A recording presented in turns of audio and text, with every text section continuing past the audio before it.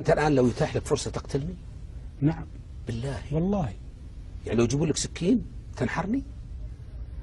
أول شيء يعني أستتيبك، يعني أنا قلت مو أستتيبك، أبين لك الحق لعل الله يهديك وانتفع بإيمانك هذا. لكن لا أكون يعني قاسي معك بدرجة إني أكون بس عطشا للدم.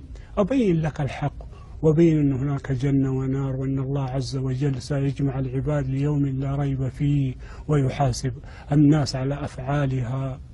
فإذا أنت آمنت بالله عز وجل واستقمت كما يجب. أنا مؤمن بالله إلا حقتك ذي الثانية، قبر النبوي.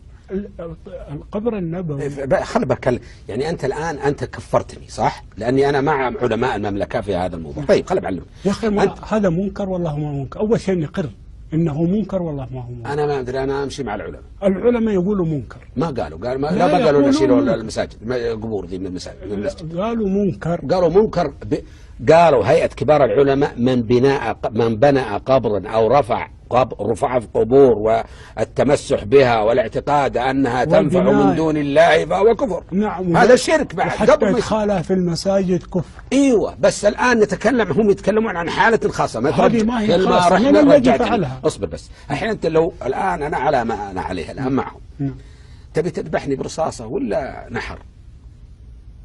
والله حسب ما تيسر. ما جابوا لك الا سكين. بالسكين على الله المستعان. وإذا لا ما في خنق، يعني معناته أن القتل إذا ما في سكين خنق.